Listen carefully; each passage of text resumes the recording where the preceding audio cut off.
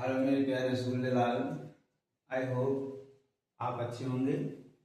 आज मैं केडीएन एकेडमी की तरफ से जो है भौतिक विज्ञान क्लास 12 की जो सीरीज आपकी चल रही है उसमें आज हम आपको डिस्कशन करेंगे वैद्युत बल रेखा, इलेक्ट्रिक लाइन फोर्स। ये बहुत ही इंपॉर्टेंट क्वेश्चन है। इससे दो क्वेश्चन हमेशा राइज होता है जो वैद्युत बल रेखा से। पहला क्वेश्चन ये है जो बोर्ड एग्जाम में हमेशा पूछा जाता है कि वैद्युत बल रेखाएं एक दूसरे को क्यों नहीं काटती। ठीक है, why electric line force never intersect to each other. दूसरा है बल रेखाएं संतत वक्र होती हैं जो कि कभी नहीं टूटती, क्यों। एक तीसरा क्वेश्चन जो आपका इंपॉर्टेंट है, आवेश के मध्य लगने वाले विद्युत बल की सहायता से एप्सिलॉन नॉट का डीवी समीकरण लिखिए। ये 3 क्वेश्चन है, बहुत ही इंपॉर्टेंट क्वेश्चन है और इस क्वेश्चन को मुझे करना है मेरे प्यारे बच्चों। और आप लोग फटाफट इस केडीएन एकेडमी को लाइक, सब्सक्राइब और ढेर सारा कमेंट्स करिए। इसके नेक्स्ट वीडियो में हमने आपको जो है डिस्कस किया था और सारे क्वेश्चंस को। अब हम आगे की तरफ बढ़ने जा रहे हैं, तो आप लोग जो है फटाफट इस चैनल को लाइक और सब्सक्राइब करिए।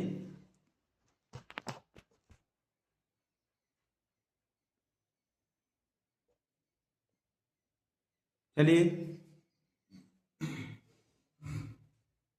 वैद्युत बल रेखाएं क्या हैं, यह सवाल क्या है। यह वह वक्र है जिसके प्रत्येक बिंदु पर स्पर्श रेखा उस बिंदु पर वैद्युत क्षेत्र की दिशा को प्रदर्शित करता है। ऐसे आपको सुनना ही आएगा। वैद्युत बल रेखाएं वे काल्पनिक निष्कोण वक्र हैं जिस पर एकांक धनावेश स्वतंत्र अथवा पृथक रूप से चलता है। वैद्युत बल रेखाएं क्या है, वे काल्पनिक निष्कोण वक्र हैं जिस पर एकांक धनावेश स्वतंत्र अथवा पृथक रूप से चलता है। अर्थात वैद्युत बल रेखा जो है क्या होती है, ये धन आवेश के चलने की दिशा को प्रदर्शित करती है। इसका मतलब है जो वैद्युत बल रेखाएं जनरेट कहां से होती हैं, जब वैद्युत क्षेत्र में कोई धन आवेश चलता है तो जिस रास्ते से चलता है वही रेखा जो है वो वैद्युत बल रेखा कहलाती है। इसका मतलब ये है, ठीक है, वैद्युत बल रेखाएं वे काल्पनिक निष्कोण वक्र हैं जिस पर एकांक धनावेश स्वतंत्र अथवा पृथक पृथक से चलता है। अब वैद्युत बल रेखा के गुण है, पहला क्या गुण है, वैद्युत बल रेखाएं धन आवेश से चलकर ऋण आवेश की तरफ समाप्त हो जाती हैं, अर्थात ये खुला वक्र बनाती हैं। ठीक है, जैसे वैद्युत बल रेखाएं आपकी हैं, ये धन आवेश है और एक ऋण आवेश है। तो अब जैसे वैद्युत बल रेखाएं ऐसे हैं, ऐसे हैं, ऐसे हैं, ऐसे हैं, आगे ऐसे निकल रही हैं, जो भी धन आवेश से निकलती हैं, धन आवेश से क्या हो रही है, निकल रही हैं और कहाँ समाप्त हो रही है, ऋण आवेश की तरफ। ठीक है, वैद्युत बल रेखाएं धन आवेश से निकलकर ऋण आवेश की तरफ क्या होती है, ये समाप्त हो जाती हैं। अर्थात वैद्युत बल रेखाएं सदैव जो है खुला वक्र बनाती हैं। ये और दूसरा ये है कि पहली सबसे इंपॉर्टेंट बात है, जहां पर वैद्युत क्षेत्र की तीव्रता ज्यादा होती है वहां पे वैद्युत बल रेखाएं पास पास होती हैं, मीन्स वो सघन होती हैं। जहां पे वैद्युत क्षेत्र की तीव्रता माने इंटेंसिटी ऑफ इलेक्ट्रिक फील्ड जहां मैक्सिमम होती है वहां पर वैद्युत बल रेखाएं पास पास होती हैं, बहुत करीब करीब होती हैं। जैसे जैसे वैद्युत क्षेत्र की तीव्रता घटती जाती है वैसे वैसे वैद्युत बल रेखाएं क्या होती हैं, दो या दो से अधिक वैद्युत बल रेखाओं के बीच की दूरी क्या होती है, बढ़ती जाती है। अर्थात सघनता वैद्युत बल रेखाओं की वहां पे अधिक होती है जहां पे वैद्युत क्षेत्र की तीव्रता अधिक होती है, और जहां पे वैद्युत क्षेत्र की तीव्रता कम होती है वहां पे सघनता क्या होती है, कम होती है। तो वैद्युत बल रेखाएं एक दूसरे को कभी भी नहीं काटती। क्यों नहीं काटती, देखिए अगर वैद्युत बल रेखाएं हैं, जानते हैं वैद्युत बल रेखाएं क्या है कि आवेश जैसे ये जा रहा है, वैद्युत बल रेखा दूसरे को काट दी, तो इस बिंदु पर जानते हैं वैद्युत बल रेखाएं हमेशा वैद्युत क्षेत्र की दिशा को प्रदर्शित करती हैं।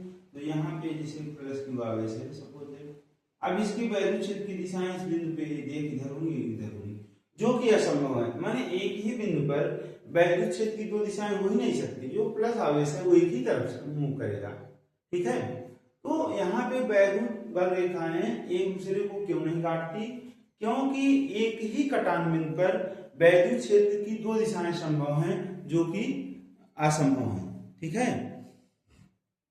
वैद्युत बल रेखाएं दूसरे को क्यों नहीं काटती? क्योंकि अगर वैद्युत बल रेखाएं दूसरे को एक बिंदु पर काटेंगी तो उस बिंदु पर वैद्युत क्षेत्र की दो दिशाएं होंगी जो कि असंभव है।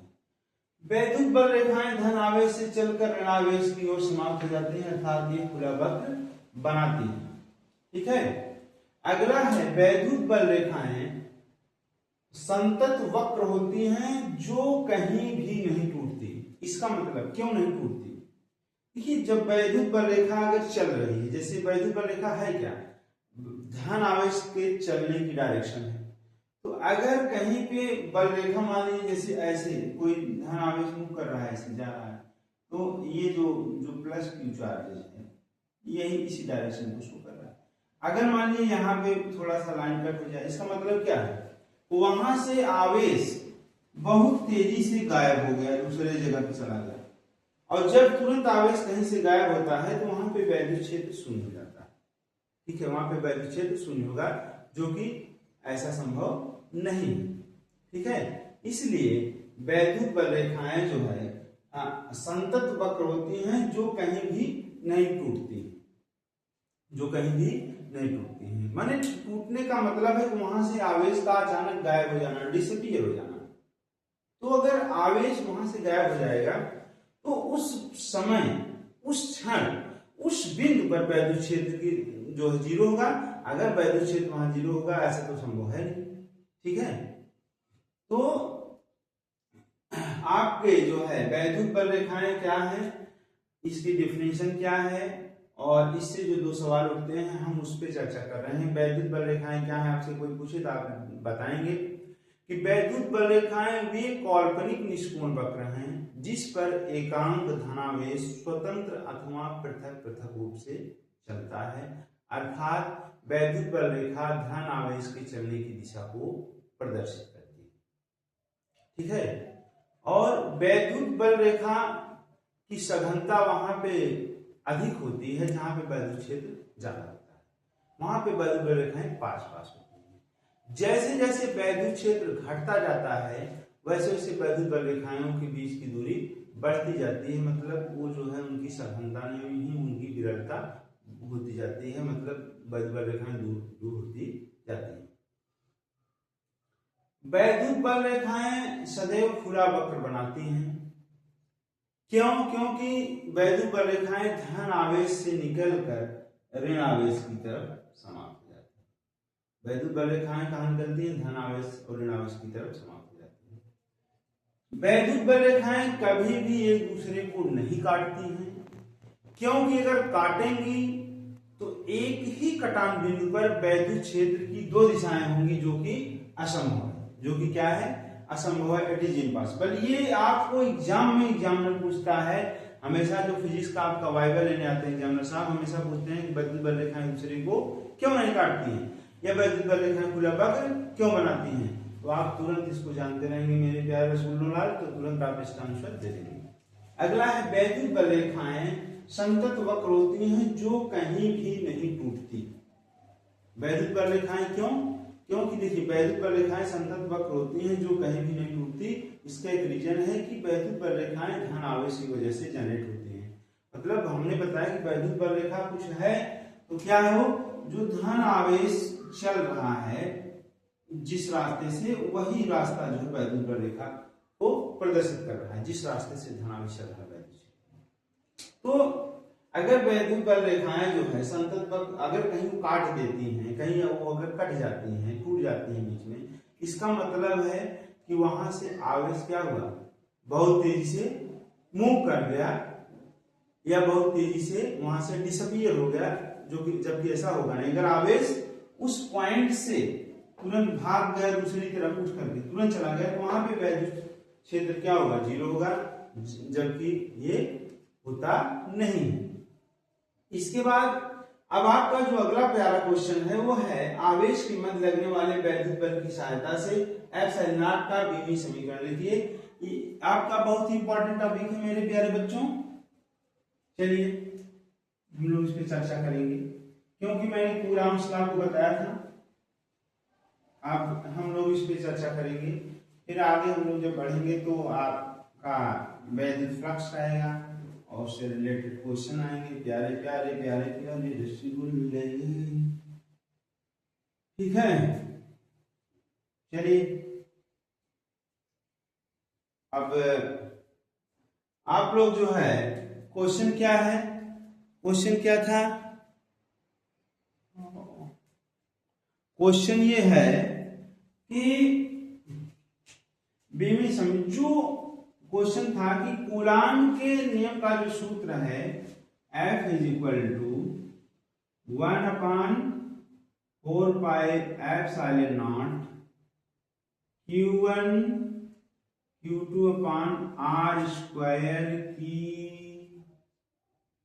सहायता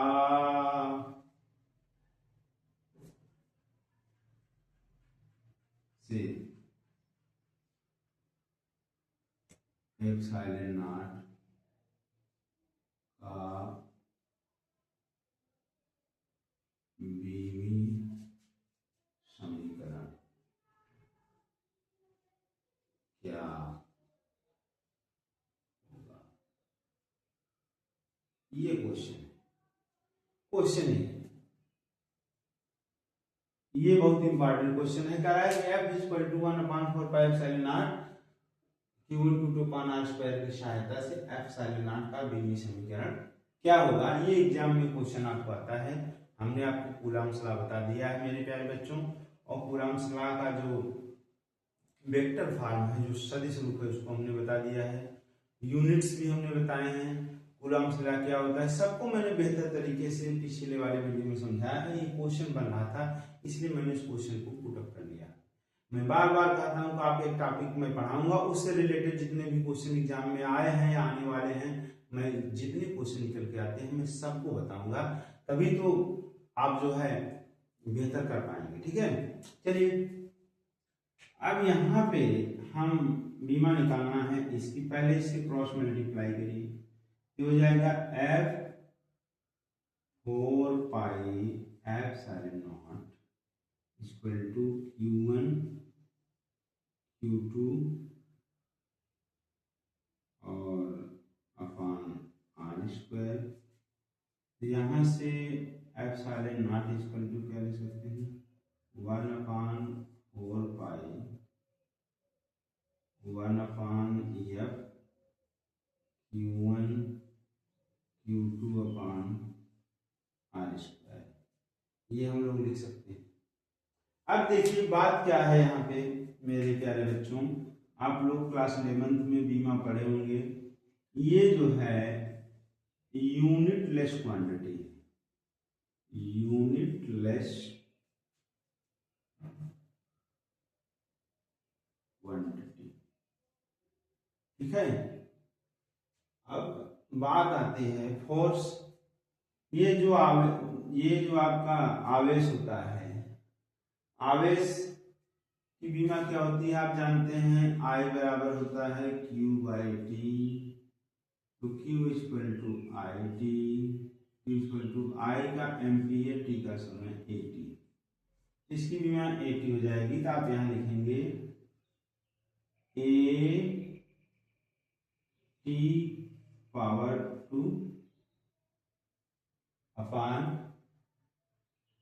अपान ये फोर्स, बल बराबर क्या होता है मेरे प्यारे बच्चों, द्रव्यमान गुणित त्वरण। क्या होता है, द्रव्यमान गुणित त्वरण। द्रव्यमान की बीमा mL⁴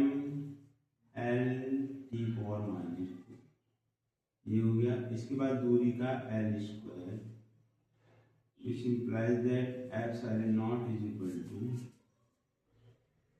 A² T² फिर यम एल क्यूब की power -2 epsilon naught is equal to M power -1 L power -3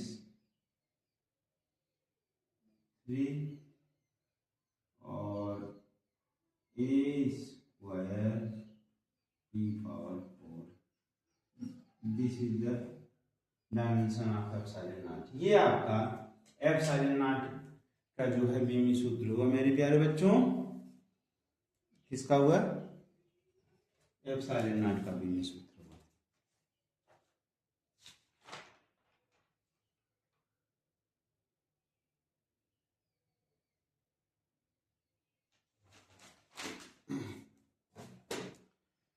फिर आपका बहुत प्यारा सा क्वेश्चन था।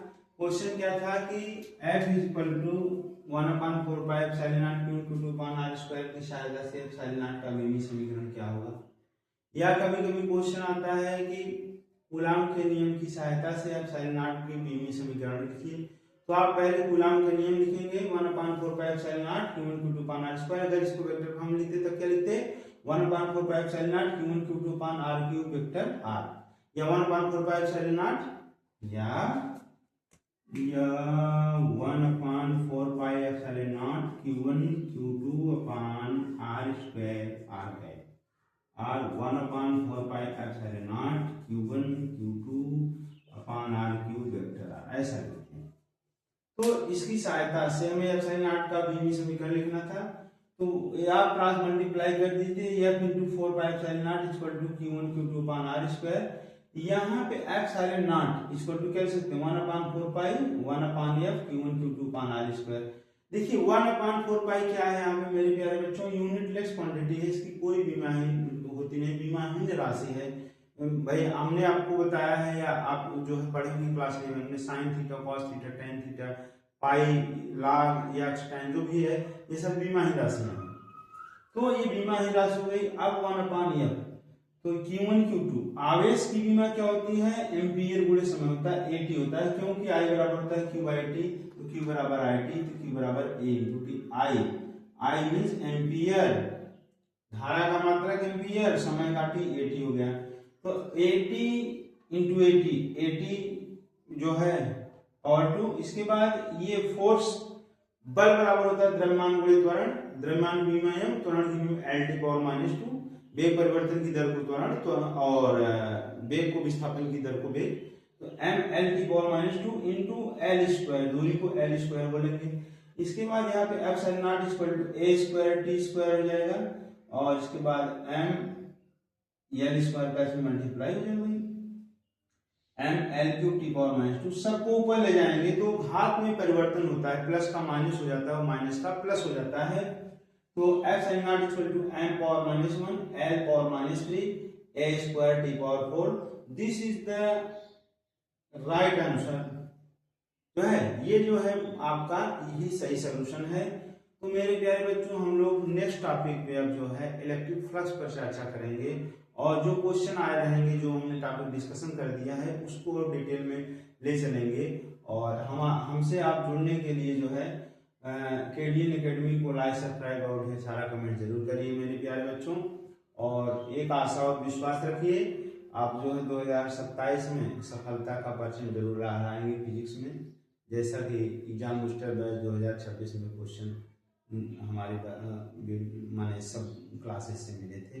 2027 में और बेहतर करने की कोशिश करूंगा, लेकिन आप लोगों का एक एक कमेंट्स, एक एक शेयर्स, एक एक लाइक हमारे अंदर जो है ऊर्जा का संचार करता है।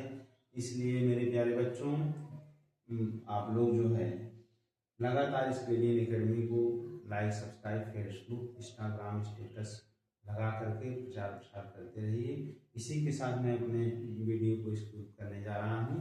धन्यवाद।